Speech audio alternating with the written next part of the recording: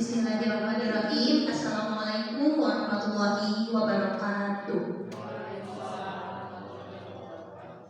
Terima kasih kepada Bapak Kepala Sekolah dan rekan-rekan PTK SDN 3 Mekarsari yang pada hari ini bersedia untuk berkumpul untuk mendiskusikan tentang visi dan prakarsa perubahan. Sebelum masuk pada sesi diskusi, kita buat diri kita senyaman mungkin terlebih dahulu ya. Semuanya sudah menerima kertas untuk menuliskan cita-cita tentang muridnya? Sudah.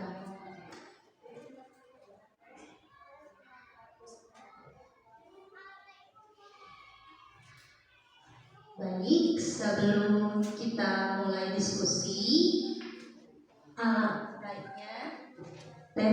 alangkah baiknya kita buat senyaman mungkin diri kita, hadirkan diri dan perasaan kita pada ruang diskusi kali ini.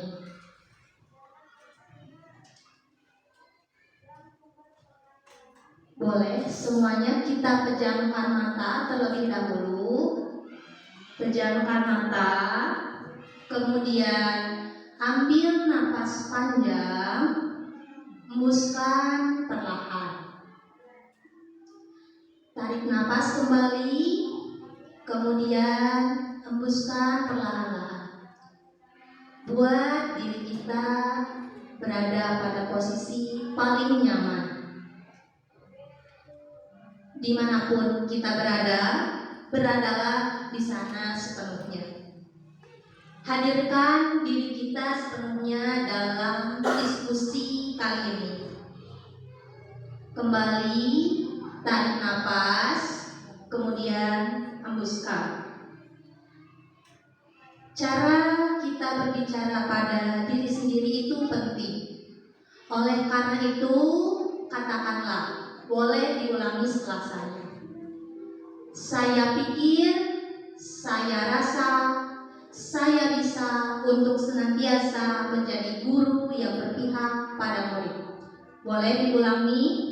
Saya pikir, saya rasa, saya bisa untuk senantiasa menjadi guru yang berpihak pada murid. Bayangkan wajah dari murid-murid kita. Bayangkan juga bagaimana kita ingin melihat mereka di masa depan. Ambil napas panjang, kemudian hembuskan.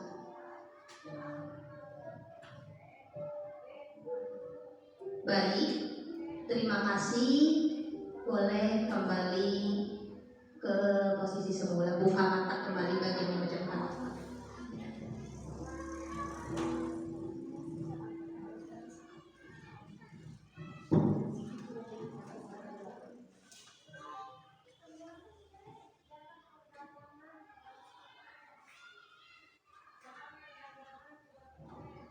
Bismillahirrahmanirrahim. Assalamualaikum warahmatullahi wabarakatuh. Yang saya hormati Bapak Kepala SDN 3 Mekarsari dan juga rekan-rekan guru di Mekarsari 3.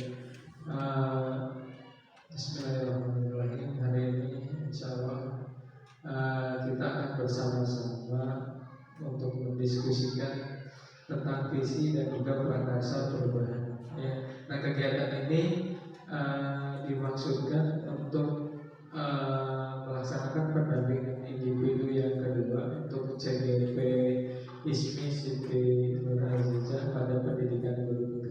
Tapi sebelumnya Bapak Kepala, mohon izin ini saya jadi berbicara di sini. Ya.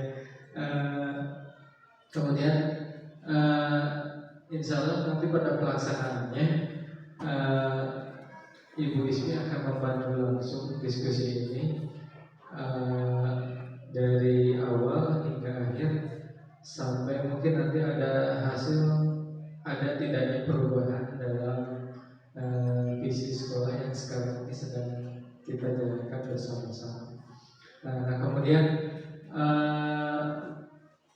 terlepas dari visi sekolah bukan maksudnya untuk mengganti atau mengubah, hanya menyesuaikan dengan kondisi sekarang yang saat ini ada beberapa perubahan tentunya mengalami perubahan lingkungan dan juga perubahan kurikulum yang saat ini sedang kita jalani bersama-sama.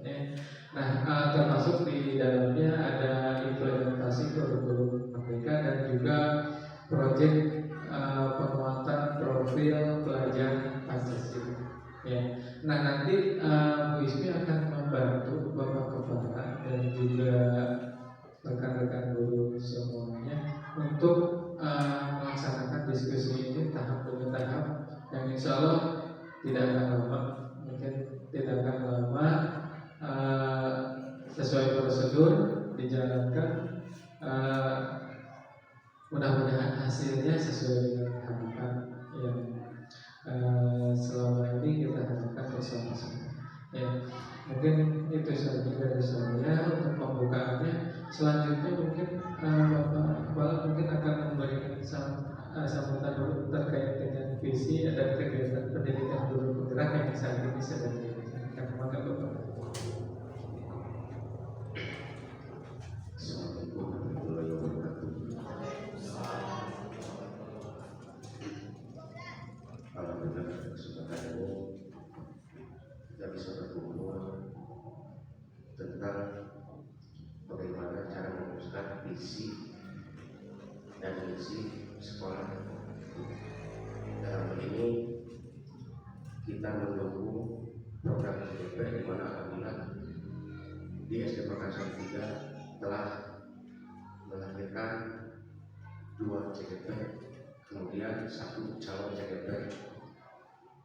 Ini suatu kebanggaan bagi kami, di mana CDP ini adalah salah satu program Kemendikbudristek untuk mencetak guru di masa yang akan datang, yang akan lebih berkreatif, inovatif, serta tidak lupa yaitu dengan menerapkan atau mengimplementasikan profil pelajar Pancasila. Walau bagaimanapun juga Pancasila itu adalah ideologi dasar negara kita yang wajib kita pegang, kita amalkan dalam kehidupan sehari-hari dalam berbangsa dan bernegara. Adapun diskusi tentang visi misi ini tiada lain dan tidak bukan untuk merumuskan rumusan visi dan misi, yaitu pertama menyangkut sekolah, di mana sekolah ini terdiri dari warga sekolah, yaitu ada kepala sekolah, guru, tenaga teknik, siswa, komite, dan orang tua peserta didik. Nah, dalam hal ini untuk menciptakan sekolah yang nyaman, maka perlu dibentuk visi misi, karena visi misi juga itu salah satu program yang bisa memberikan rasa aman, nyaman terhadap warga sekolah. Nah, dalam hal ini kami mendukung sekali dengan adanya program CDP tersebut. Alhamdulillah sekolah kami akan lebih maju ke depannya. Itu menyangkut karakter guru atau karakter peserta didik. Dalam hal ini kita untuk memberikan rasa aman nyaman, dalam hal ini kita harus membentuk dulu karakter yang berakhlak mulia. Dalam hal ini semua warga sekolah, karena berangkat dengan akhlak sekolah akan nyaman. Dan dalam hal ini semua proses pembelajaran yang diadakan di sekolah itu selalu dengan adanya akhlak yang baik, maka sekolah tersebut akan sukses di masa yang akan datang. Mungkin itu sambutan dari kami. Mohon maaf tidak sedetil mungkin karena dalam hal ini mempercepat waktu. Demikian, Assalamualaikum warahmatullahi wabarakatuh. Terima kasih Bapak. Untuk selanjutnya kita akan masuk saja mulai. Tapi sebelumnya Bapak Ibu, aku tadi saya tidak memperkenalkan diri. Saya izin memperkenalkan diri. Saya Chris David Pelapori. Saat ini saya mengajar di SMA Negeri 11 mengajar mata pelajaran bahasa Indonesia. Insya Allah saya juga merupakan guru penggerak ya, di angkatan 4 dan di angkatan 9 ini saya sebagai pengajar. Bu Ismi, untuk selanjutnya maka langsung saja boleh dipimpin diskusinya. Ya, terima kasih. Terima kasih Bapak pengajar praktik yang telah mengizinkan saya untuk memimpin diskusi dari visi dan prakarsa perubahan yang sesaat lagi akan kita rumuskan bersama-sama seperti ini ya. Namun sebelum saya mulai, izinkan saya untuk menyampaikan rangkaian diskusi pada hari ini. Pertama ada tahap persiapan diskusi, tadi sudah. Kemudian menyampaikan tujuan diskusi oleh pengajar praktik telah dilaksanakan juga. Selanjutnya masuk pada agenda kedua, yakni merumuskan kalimat rumpang dan nantinya melihat visi sekolah kita. Sebelum melihat visi sekolah kita, Bapak Ibu telah memegang catatan kecil dengan judul kalimat rumpang cita-cita untuk murid. Sudah? Hal pertama yang harus kita lakukan yakni merumuskan terlebih dahulu. Tadi di awal di persiapan diskusi saya telah meminta kita semua untuk membayangkan murid seperti apa yang kita inginkan, murid seperti apa yang ada dalam benak kita. Sekarang sambil kembali membuka imaji, tuliskan di sini kita memimpikan murid seperti apa. Kita memimpikan murid-murid yang titik apakah murid yang mandiri, murid yang cerdas. Pasti bayangan Bapak Ibu sekalian di sini berbeda tentang murid-murid yang diimpikannya. Berarti kalau berbicara tentang mimpi, maka ini adalah kondisi ideal yang kita inginkan terjadi pada murid-murid kita. Kemudian pada kalimat kedua yang kita percayai, murid ini adalah titik-titik. Semisal kalau untuk saya mempercayai bahwa murid adalah individu yang unik dengan potensi, minat, dan bakat yang berbeda-beda yang tidak bisa disamakan, sehingga penanganannya pun harus unik dan spesial. Seperti itu. Kemudian pada kalimat ketiga, di sekolah kita mengutamakan apa?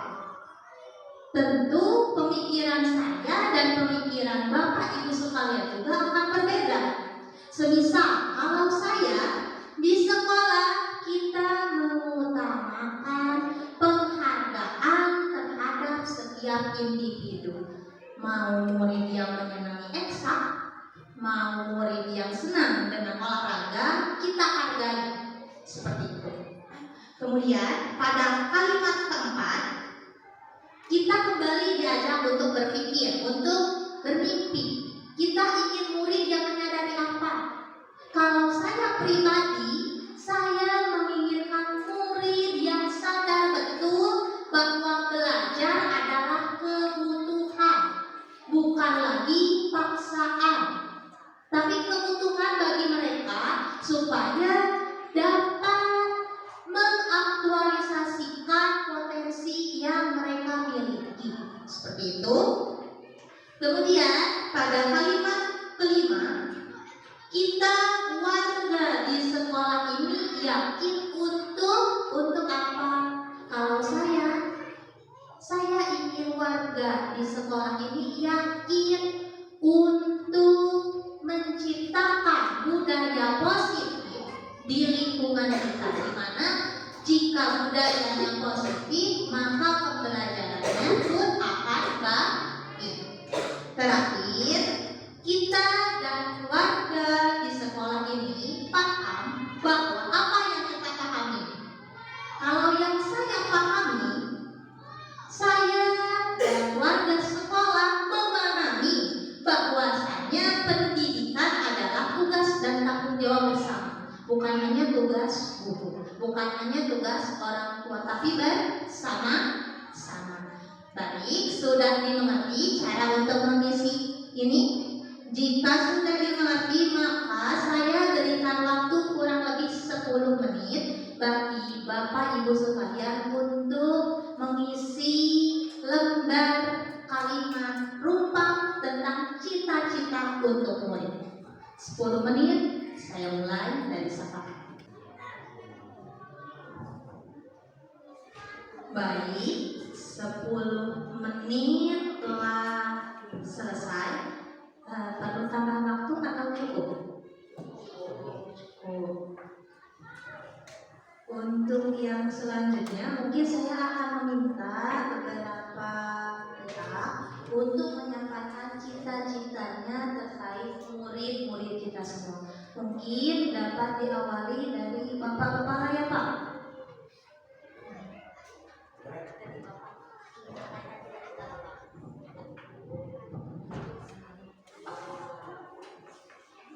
Bismillahirrahmanirrahim. Assalamualaikum warahmatullahi wabarakatuh. Berdasarkan hasil referensi yang kami ketahui, maka dalam hal ini kalimat rumpang cita-cita untuk murid. Pertama, kita memimpikan murid yang berakhlak mulia, yang Pancasilais. Kemudian kalimat kedua, kita percaya bahwa murid itu adalah pribadi yang harus dibimbing, dilatih untuk mengoptimalkan potensi. Karena dalam hal ini, menurut teori dialog, kita berasumsinya ke sana bahwa siswa itu ibarat kertas putih. Jadi mau ditulis dengan tinta warna apa itu terserah kepada kita selaku guru dan orang tua. Dan dalam hal ini pembentukan karakter anak itu atau siswa di sekolah, kita bukan membentuk karakter baru, tapi melanjutkan karakter yang telah dibangun di pendidikan informal. Hanya perbedaannya, kalau aturan yang ada di sekolah formal itu secara tertulis, kalau di informal itu tidak tertulis. Contohnya, ada larangan terhadap kejelekan, itu pasti orang tua ada, dan merintah kepada kebaikan. Sama di sekolah juga. Nah itu, jadi sekolah tidak membentuk karakter baru, tetapi melanjutkan karakter yang telah dibangun oleh pendidikan informal. Walau bagaimanapun juga, kita selaku yang berkecimpung di bidang pendidikan formal itu, kita hanya terbatas oleh ruang dan waktu. Kenapa? Waktunya terbatas, ruangnya terbatas. Kan SMA jangan lebih dari 28 siswanya. SMP mah bios langsung itu ada ketentuan, ada syarat, aturan yang mengikat. Nah, dalam hal ini kebanyakan orang tua jadi selalu membebankan, selalu membuat masalah terhadap pendidikan formal. Dalam hal ini orang tua tidak menyadari bahwa pendidikan itu adalah tanggung jawab bersama. Gitu. Jadi orang tua itu ulah lari di masalah, saya itu udah bangun itu lalu akhirnya terjadi misalkan ada hal yang tidak diinginkan, terjadi kekerasan fisik, terjadi misalkan ada misalkan kekerasan yang bersifat verbal, orang tua jangan digalakkan sekolah. Itu mungkin dalam hal ini. Kemudian nomor 3 di sekolah mengutamakan sopan, santun dan ramah. Ramah terus yakin pentingnya sopan santun. Kadang-kadang sopan santun tapi kira-kira ramah gitu. Jadi kan sopan santun dan ramah itu. Dan ramah pada orang timur, arah timur.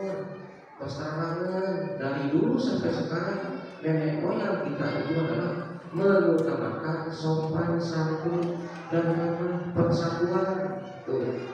Murid di sekolah yang nomor 4, murid di sekolah kita sadar betul bahwa belajar itu adalah kebutuhan. Jadi bukan paksaan, kebutuhan. Lalu paksaan mah berarti nanti kesananya tidak akan optimal. Karena dalam hal ini kalau paksaan berarti tidak sesuai dengan harapan. Makanya kalau kesadaran dan kebutuhan itu sadar. Siapa tahu sekian orang di rumah tangga apa kebutuhan kita. Terus kebutuhan jasmani dan rohani itu menyadari kumaha kebutuhan jasmani. Mana orang teh kudu saha. Ada kebutuhan rohani dan apa? Orang teh bersifat-sifat religius. Itu sama dengan siswa. Kalau secara kebutuhan itu berarti salah. Lamun keluarga orang teh dak kudu menapakahi anak, memberikan makan, berarti salah. Kita salah mencari nafkah. Dan sama juga dalam pembelajaran juga. Siswa kalau sudah sadar, kalau sudah dibimbing, diberikan informasi di keluarga bahwa pendidikan itu kebutuhan agar kita menjadi manusia yang cerdas. Dalam hal ini maka orang tua tersebut akan selalu mengingatkan, membimbing anak baik di dalam rumah atau ketika anak tersebut itu berada di luar lingkungan rumah. Karena walau bagaimanapun juga lingkungan pasti dominan untuk pembentukan karakter anak. Tapi dasar yang kuat dari orang tua pendidikan di rumah itu harus betul-betul dioptimalkan. Jadi lamun sahur sempurna, meningkatkan power dalam bentuk lamun bawel mah asalkan aku beneran. Lamun kolot hare-hare kabudak berarti ternyata budak ke sekolah dialih, budak ke masjid dialih, budak melakukan hal-hal yang negatif dianggap itu orang tua tidak ternyata. Tapi lamunnya hujan sanes itu, lamun ke sholat dicariyosan, lamun berbuat kesalahan diomelin misalnya, itu orang tua yang perhatian. Lamun tidak ada perhatian, baik buruknya sifat anak tersebut, berarti kalau itu kalau katanya atas sanilai di sekolah kita. Dikala anak kita tidak disiplin, oleh kita menegur dengan apa? Dengan ucapan yang menyenangkan dan hatinya, bisa membujuk. Nah, salah satunya jadi belajar juga adalah kesadaran. Dalam rumah kesadaran si budaknya datang di sini mah ke sekolah berarti lainnya belajar dan usaha gitunya dari kebutuhan sebenarnya gitunya. Lalu berbicara kebutuhan berarti kesadaran seperti kita mencari nafkah, sadar kita karena itu harus wajib. Nah dalam hal ini sama juga di sekolah.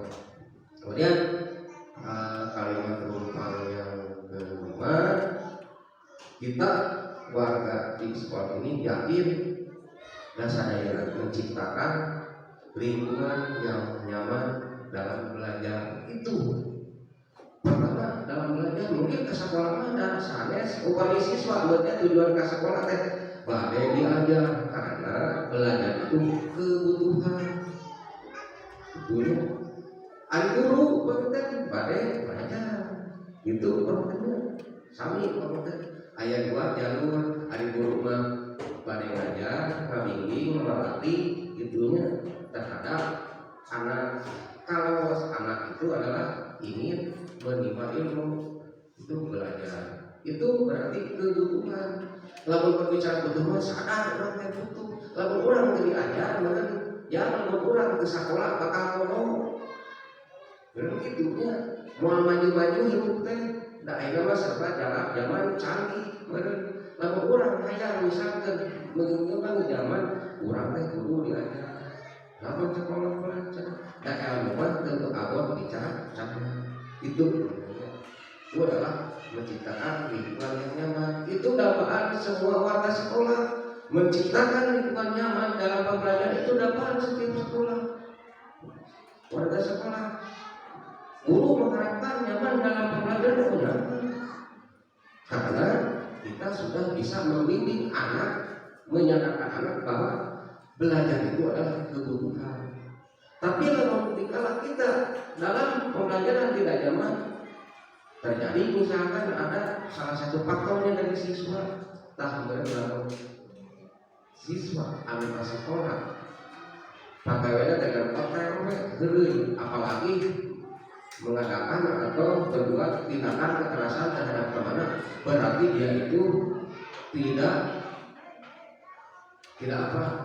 Berarti tidak menyadari bahwa belajar itu bukan kebutuhan, tapi hanya paksaan di kolot. Jangan ke sekolah, tak mau mah karaos itu mesti murah kerja abdi dikala alim sekolah babilan. Ya Allah kumah aya naon ieu karena tidak nyaman di sekolah di pajak cenah itu kan. Nah, setiap warga sekolah itu mengidolakan atau mengidamkan menciptakan jadi seperti kundangan itu maksudnya. Nomor terakhir kita dan warga di sekolah ini paham bahwa pendidikan tanggung jawab bersama. Memang dalam ini apabila pendidikan hanya terfokus tanggung jawab salah satu itu tidak akan berhasil karena mengatur kalau itu ada 3 pusat pendidikan. Pertama pemerintah, kedua sekolah, ketiga warga sekolah. Pemerintahnya menyediakan bangunan dan guru terus manajemen sekolah bangunan sekolah pentingnya tak ada dulu sekolah operasional bagaimana cara program yang harus dilaksanakan operasional yang harus dilaksanakan.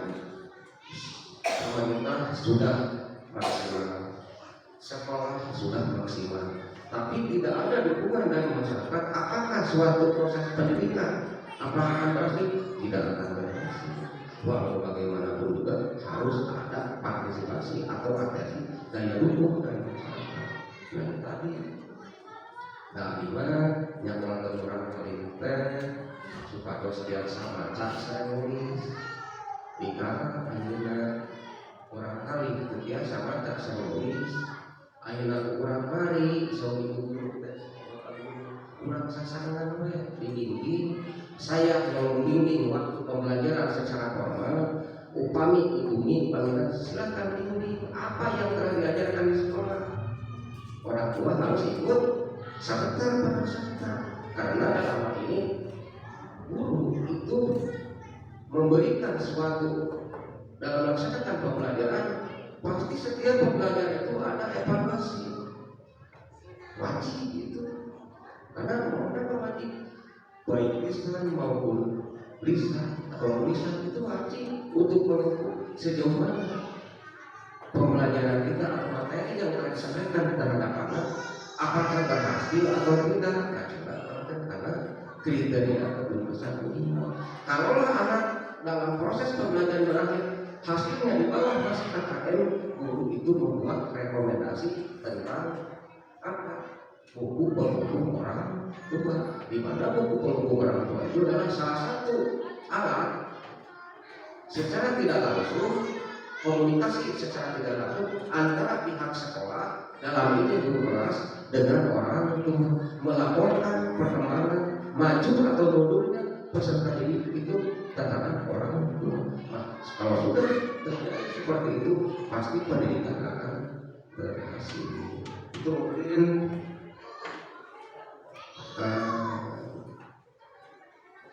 pendapat dari saya. Kalau misalkan pendapat sama itu boleh, kalau beda boleh. Sama dan tidak sama itu adalah indah, itu adalah jangan terpecahnya kebersamaan. Cukup sekian, assalamualaikum warahmatullahi wabarakatuh. Waalaikumsalam warahmatullahi wabarakatuh. Terima kasih kepada Bapak Kepala Sekolah yang telah menyampaikan cita-cita beliau untuk murid-murid kita semua. Untuk yang selanjutnya mungkin saya ingin meminta perwakilan dari guru kelas bawah dan kelas atas masing-masing satu untuk menyampaikan cita-cita ibu bapak guru sekalian untuk murid-murid kita semua. Mangga. Oh, mangga, ibu guru penggerak. Ini penodongan Pak, penodongan. Bismillahirrahmanirrahim. Assalamualaikum warahmatullahi wabarakatuh. Terima kasih atas penodongan dari ibu-ibu bawah. Terima kasih atas kesempatannya kepada Bu Ismi. Sukses terus, semangat terus. Mohon izin kepada Bapak Kepala dan juga Bapak Penegak Praktek penodongan ini. Kalau melihat kalimat perubahan yang tadi dibagikan, kami berdua tadi dengan Bayi juga sempat mengulas, juga semakin tercerahkan saat Bu Ismi mengarahkan kami untuk membayangkan wajah-wajah murid kami di kelas. Sepertinya saat membaca kalimat perubahan tersebut, sepertinya saling berhubungan gitu ya. Apalagi saat melihat kalimat yang pertama, kita artinya bukan hanya saya, bukan hanya kami, juga mungkin Bapak Pengajar Praktik pun mempunyai cita-cita yang sama untuk muridnya ya Pak ya. Kita memimpikan murid-murid yang seperti apa. Kita semua pasti membayangkan, tadi sudah melihat dari bayangan-bayangan, melihat wajah-wajah seperti itu, murid-murid yang Masya Allah, sehingga doanya sampai menitikkan air mata, saking sayangnya terhadap murid tersebut. Kami berenam baru Pak, baru di tingkat SD ini, sehingga masih merasa syok mungkin dari tingkat SMP yang sudah mulai remaja dan sekarang harus menangani anak yang masih kecil. Kalaulah bapak saya bilang, teteh wayangna, kalau dulu teteh itu ngurus anak ayam, kalau sekarang teteh itu menjaga telur ayam, jaga telur itu dengan baik. Nah saat melihat murid-murid di sini yang kecil-kecilnya masih bertelur-telur, kalau tadi bapak bilang murid itu seperti kertas putih yang mungkin sudah punya karakter, dan karakter itu mau kita warnai warna apa sehingga masa depan mereka ada di tangan kita. Nah dari dasar itu semua, kami berdua yang sempat mengulas tadi sedikit dari kalimat ini. Pas awal masuk ke sini, melihat anak-anak yang suka nyanyi lagu nasional, seperti mereka tidak hafal lagu Garuda Pancasila, tapi saat kami putarkan musik itu mereka dengan sigap ikut melantunkan lagu tersebut walaupun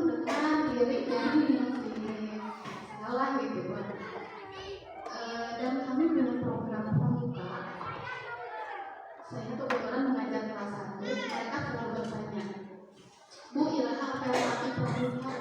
Bu, Iraha berkata, mereka dengan semangat ingin mengikuti kegiatan tersebut, meskipun pada dasarnya di lapangan mereka belum bisa baris-baris saja, Mbak. Sehingga Bu Erik sebagai pembina pramuka itu sendiri mungkin suka pusing menghadapi murid saya, murid kelas 1, karena baru-baru mengikuti upacara tersebut. Bahkan untuk baris pun mereka masih belum mampu. Tapi dengan melihat semangat mereka, Bu, kapan apel yuk, kapan apel, kapan upacara, oh berarti di dalam jiwa mereka mempunyai satu keinginan. Sehingga kami berdua tadi ngobrol dan membuat saya menjawab di kalimat tumpang yang pertama, kita memimpikan murid-murid yang nasionalis. Dan berhubungan dengan kalimat tumpang yang kedua, sehingga kita percaya bahwa mereka juga bagian dari warga negara yang harus kita persiapkan untuk menghadapi masa depan, untuk menjadi pengganti kita tentunya. Dan yang ketiga, di sekolah kita mengutamakan penumbuhan karakter cinta tanah air. Seperti tadi, murid-murid sudah punya dasar yang kami lihat mereka itu menyukai sekali terhadap lagu-lagu nasional. Ternyata mereka menyukai mengikuti upacara yang meskipun kehadiran mereka malah membuat ribut, tapi karakter tersebut kalau kita arahkan mungkin akan membuahkan karakter yang baik. Selanjutnya, murid di sekolah kita sadar betul bahwa mereka juga merupakan warga negara yang memiliki tanggung jawab. Contohnya kami di sini yaitu mengikuti upacara setiap hari Senin, menegaskan bahwa itu tanggung jawab bersama. Mereka juga ikut andil dalam melaksanakan itu. Dalam sesi mengheningkan cipta, selalu dipimpin untuk melantunkan surat Al-Fatihah yang untuk mengenang jasa-jasa pahlawan, untuk menyadarkan mereka bahwa kita di sini dimudahkan jalan sekarang itu berkat jasa-jasa mereka yang tidak mudah berperan untuk kesenangan kita, kemudahan kita sekarang dalam menempuh pendidikan. Sehingga kita warga negara ini yakin untuk kami mungkin ya para guru sama-sama belajar menjadi warga negara yang baik. Untuk apa? Untuk memberi contoh. Seperti pernah saya mendengar, guru itu adalah seseorang yang digugu dan ditiru. Kalau gurunya sudah menjadi warga negara yang baik, muridnya pun akan mencontoh, oh dari ibu guru lagi begitu, oh bapak gurunya juga begitu. Seperti saat saya memakai pentopel Pak sepatu anak-anak kelas 1 itu, saat saya tanya cita-cita mau jadi apa, saya mau jadi ibu guru. Kenapa? Supaya bisa pakai sepatu jenti, bilangnya sepatu jenti itu. Selanjutnya kita dan warga di sekolah ini paham bahwa perlu kerjasama untuk mewujudkan impian tersebut. Memang cukup melelahkan Pak untuk apalagi kelas 1 itu untuk membuat mereka duduk saja itu susah. Untuk membuat mereka mau menulis saja susah. Sehingga kalau saya bekerja sendiri itu susah. Saya kadang suka bersyukur sekali kalau di tengah pembelajaran itu ada guru yang masuk, sehingga anak-anak yang sedang ribut itu fokus ke guru yang masuk dan mereka fokus lagi ke pembelajaran. Juga pas di luar pembelajaran mungkin saat istirahat saya tidak bisa menjaga mereka sepanjang hari saat istirahat ataupun istirahat, dan saat di kantin melihat penjagaan dari warga sekolah yang lain. Alhamdulillah, terutama anak-anak itu sangat suka dengan bapak kepala sekolah kami. Suka sekali saat di kelas. Abi mah yang pakai isahlah, namanya Nurdiansyah Pak. Saya punya murid namanya Nurdiansyah. Setiap pagi bilangnya mau pakai isahlah, padahal sudah waktu masuk. Ya itu. Alhamdulillah di sekolah ini kerjasamanya sangat luar biasa. Dan hal baru kemarin Pak, baru-baru ini anak murid saya itu suka berkumpul di depan kelas 6. Kenapa? Oh, saya bilang jadi kalian sekarang sukanya dengan Pak Lukman. Mungkin karena perhatian yang beliau berikan kepada anak salah satu saya. Dan juga kemarin si Nurdiansyah anak saya itu ngide-ngide ini Bu Novi. Kemana Bu Novi pergi, Nurdiansyah ikut. Karena mungkin yaitu tidak hanya saya yang memperhatikan anak murid saya, sehingga anak murid saya juga menyukai guru-guru yang lain. Itu mungkin saja Bapak yang dapat saya sampaikan. Terima kasih. Assalamualaikum warahmatullahi wabarakatuh. Assalamualaikum warahmatullahi wabarakatuh. Terima kasih kepada Bu Pini, perwakilan dari guru kelas bawah yang telah menyampaikan cita-citanya untuk murid kita semua. Selanjutnya perwakilan dari guru kelas atas, mangga Bapak Lukman. Selamat kembali. Terima kasih kepada Ibu Lusmi yang sudah memberikan kesempatan bagi saya untuk menyampaikan kalimat rumah atau cita-cita ibu murid. Ucapan selamat juga kepada Bu Lusmi, mudah-mudahan program CGP-nya berjalan dari awal sampai akhir dengan lancar. Bismillahirrahmanirrahim. Assalamualaikum warahmatullahi wabarakatuh. Bagi rekan-rekan guru yang saya hormati, dan bagi kepada bapak kepala sekolah juga yang saya hormati, mungkin di sini saya akan menyampaikan atau menjabarkan apa yang sudah saya isi dari kalimat rumah cita-cita untuk murid. Jadi untuk yang pertama, kita memimpikan murid-murid yang mandiri. Apa itu mandiri? Karena saya menginginkan murid itu yang pertama itu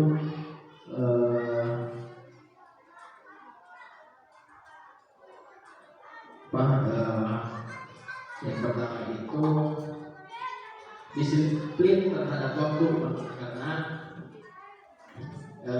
waktu itu sangat penting dan harus didisiplinkan, terutama apalagi anak-anak sekarang yang mudah terpengaruh oleh HP, ya, karena mungkin di sekolah bisa diatur dengan kita dalam mendisiplinkan waktunya dalam belajar, tapi kalau di rumah saya sangat kerepotan karena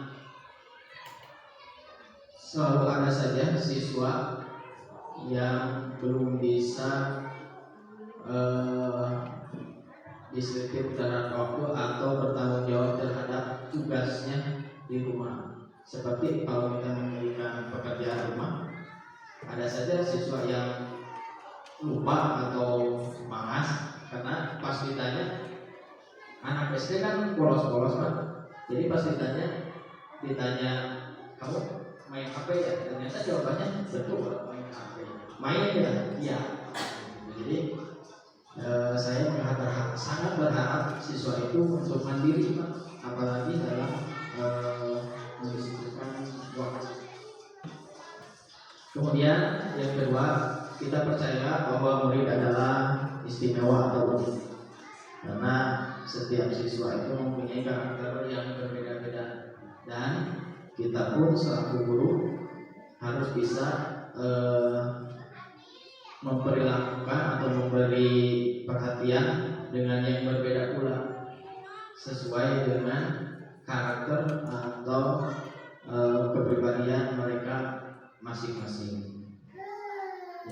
ketiga, di sekolah kita mengutamakan kenyamanan dalam belajar. Hal yang sangat mendasar bagi saya, apalagi di kelas, itu mengutamakan kebersihannya, Pak. Karena kalau dalam belajar kelas kotor itu mungkin secara otomatis itu tidak akan memberikan kenyamanan. Apalagi saya juga di sini mungkin yang belum, karena ini kelas 6 yang sekarang dipakai itu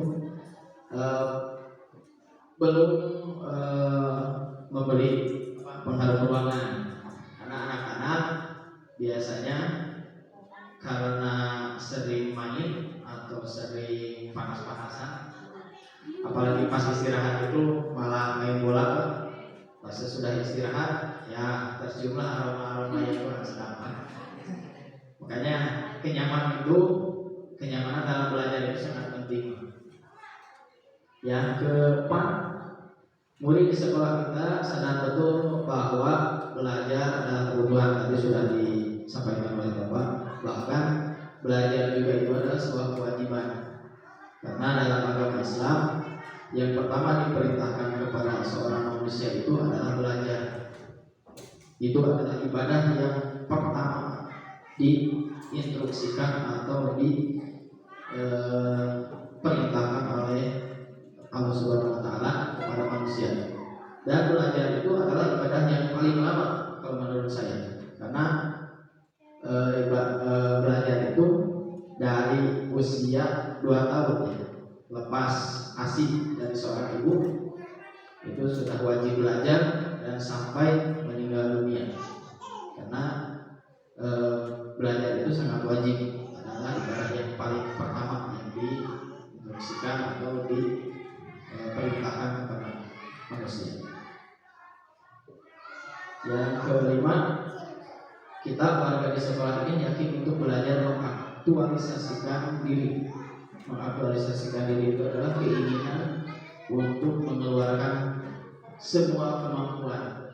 Jadi khususnya saya mungkin dalam mendidik anak pasti akan berusaha sekuat mungkin mengeluarkan kemampuan saya untuk menjadikan seorang siswa atau sebuah siswa yang berprestasi dan berguna bagi nusa dan bangsa, terutama bagi keluarganya. Yang terakhir, kita dan warga di sekolah ini paham bahwa pendidikan adalah tanggung jawab bersama.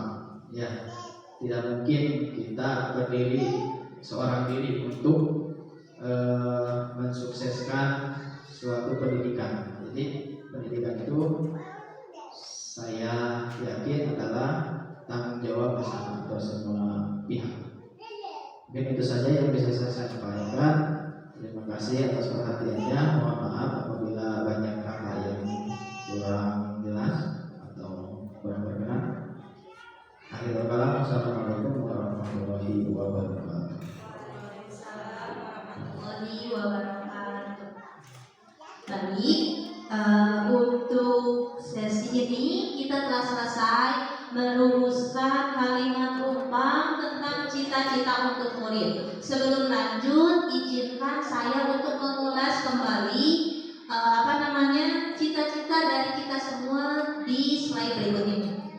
Untuk pertanyaan pertama, kita memimpikan murid-murid yang berakhlak mulia dan Pancasilais, mandiri, inovatif, terampil, nasionalis sesuai profil pelajar Pancasila, mandiri lagi, religius, berkarakter Pancasila, melek teknologi, terampil kembali dan mandiri lagi.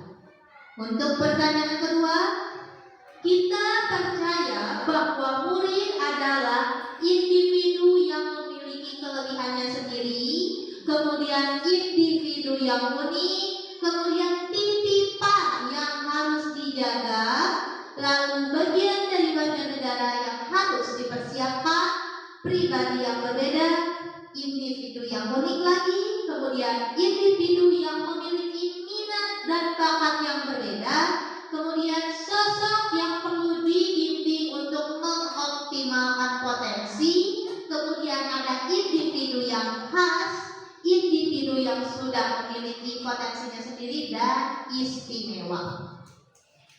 Untuk pertanyaan ketiga, di sekolah kita mengutamakan pertama kenyamanan dalam belajar, lalu ada sopan, santun, dan ramah, pendidikan yang sesuai kodrat alam dan kodrat zaman, kemudian penghargaan terhadap siswa, lalu sopan santun, kemudian kenyamanan dalam belajar, lalu keberpihakan pada murid, kemudian penghargaan kepada setiap individu, lalu penghargaan terhadap setiap pemikiran, dan terakhir pembentukan karakter mandiri dalam belajar.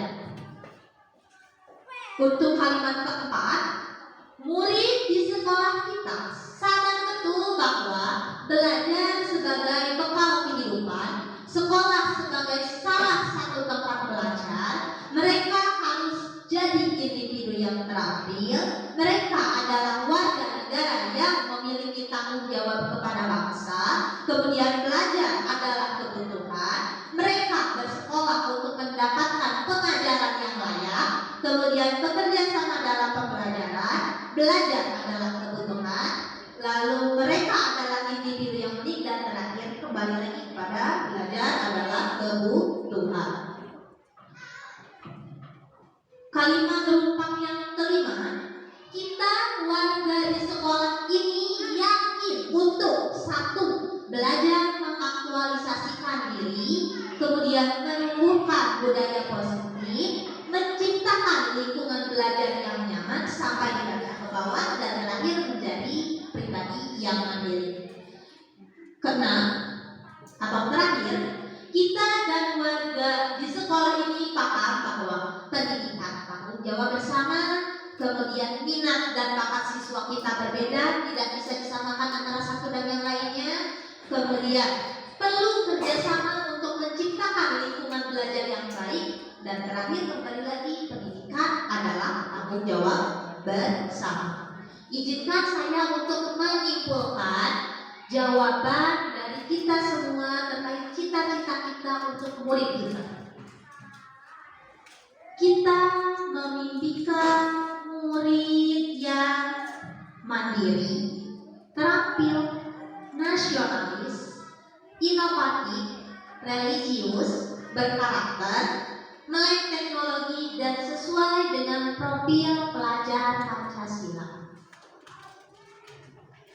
Kedua, kita percaya bahwa murid adalah istimewa. Kenapa mereka istimewa? Karena mereka adalah individu yang unik, warga negara yang harus dipersiapkan, dan sosok yang harus kita bimbing untuk mewujudkan potensinya. Ketiga, di sekolah kita mengutamakan penghargaan terhadap perbedaan, bukan hanya pendapat, melainkan apa yang ada dalam diri setiap individu, kemudian keberpihakan pada murid, bahwa guru harus ingat kita menjadi guru untuk murid kita, serta pendidikan yang didasarkan pada kodrat alam dan kodrat zaman. Maka tidak bisa disamakan murid ketika kita menjadi murid dan saat kita menjadi seorang guru, karena anaknya saja berbeda, seperti itu. Keempat, murid di sekolah kita sadar betul bahwa belajar adalah kebutuhan serta bekal mereka untuk menjalani kehidupan. Karena tadi sudah dibahas bahwasanya sebenarnya mereka sudah memiliki karakternya masing-masing, akan tetapi jika karakter tersebut tidak kita arahkan dengan baik, maka itu hanya menjadi karakter mentah yang mungkin kurang berguna untuk kehidupan mereka. Jadi tugas guru lah untuk mengasah karakter baik dalam diri siswa kita. Kelima, kita warga di sekolah ini yakin untuk menciptakan lingkungan belajar dengan budaya positif. Minggu depan saya akan melakukan diseminasi, ibu bapak saya undang lagi ya, tentang budaya positif di sekolah yang dapat mendukung pembelajaran yang akan meningkatkan keterampilan individu dalam menghadapi perkembangan zaman. Karena zaman itu dinamis, zaman batu berakhir bukan karena manusia kehabisan batu, melainkan karena manusia menemukan teknologi yang baru. zaman ini akan berbeda dengan zaman yang akan datang, seperti itu. Maka kita punya kewajiban untuk mempersiapkan siswa untuk menghadapi perkembangan zaman. Terakhir, kita dan warga di sekolah ini paham bahwa pendidikan bukan hanya tanggung jawab guru, melainkan tanggung jawab bersama, sehingga perlu ada kerjasama dari semua dari semua pihak untuk mencapai tujuan pendidikan, baik itu tujuan pendidikan nasional ataupun tujuan pendidikan yang tercantum di dalam pembelajaran. Jadi bukan hanya tugas guru untuk mendidik anak, melainkan tugas semua pihak. Selanjutnya, saya akan memperkenalkan visi saya terlebih dahulu sebelum lanjut. Sebagai seorang guru penggerak, saya memiliki visi, yaitu terwujudnya peserta didik yang sesuai dengan profil pelajar Pancasila. Apa saja profil pelajar Pancasila? Iya, boleh dinyanyikan oleh Bu Pini. Sudah bernyanyi. So, mangga Bu. Izin Pak, saya 21 jadi nyanyi terus di kelas sehingga terbawa suara. Iya. Ayo Bapak Ibu, mari kita bernyanyi bersama. Belajar Pancasila, beriman dan bertakwa pada Tuhan yang esa dan beralam mulia, berkebinekaan global, gotong royong mandiri, kreatif dan bernalar kritis. Nyalakan pada suara. Terima kasih kepada Bu Pini yang telah menyanyikan profil pelajar Pancasila. Nah, itu yang saya inginkan sebagai guru. Saya ingin siswa-siswa saya memiliki profil pelajar Pancasila, dimulai dari mereka sangat meyakini, mengimani dan menjalankan agamanya sampai bernalar kritis. Lamun sahur orang Sunda mah teh hoyong, murang kali anu masaki sanes saukur pinter. Naon pengetahuan tapi diimbangi ku akhlak, kalimatnya akhlak anu sahih. Nah, sekarang kita lanjut ke visi sekolah kita. Visi SDN 3 Mekarsari yang telah dirumuskan sebelumnya bersama-sama ya Bapak Kepala, yakni terwujudnya peserta didik yang mandiri, agamais, nasionalis, terampil, amanah, berpengetahuan dan teknologi sesuai profil pelajar Pancasila. Kami singkat jantan naon ibu-ibu? Iya, jadi mantap. Gampangnya SDN 3 Mekarsari visinya apa? Mantap. M-nya mandiri, A-nya agamais, N-nya nasionalis, T terampil, A-nya amanah, dan P-nya berpengetahuan dan teknologi. Jadi ditekankan pengetahuan dan teknologi. Jadi mantap. Sebentar, saya cas dulu ya speakernya.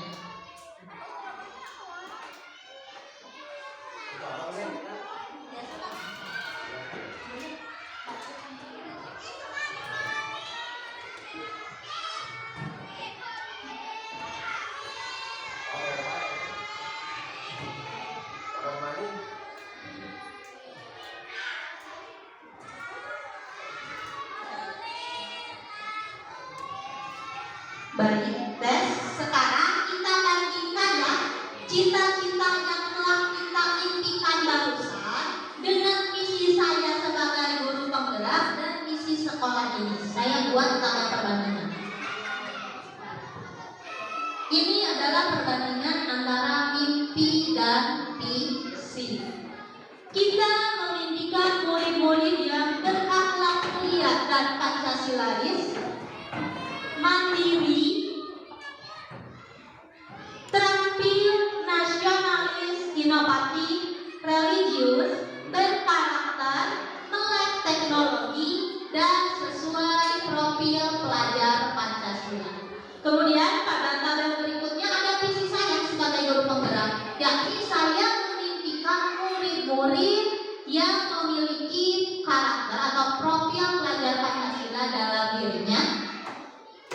ketiga, ada visi SDN 3 Mekarsari yang tadi apa visinya, ibu-ibu? Mantap, mandiri, kemudian agamis, nasionalis, terampil, amanah, dan berpengetahuan serta teknologi yang sesuai dengan profil pelajar Pancasila. Coba kita bandingkan.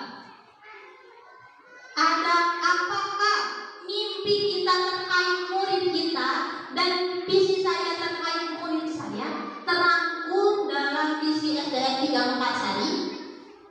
Boleh dibandingkan dulu.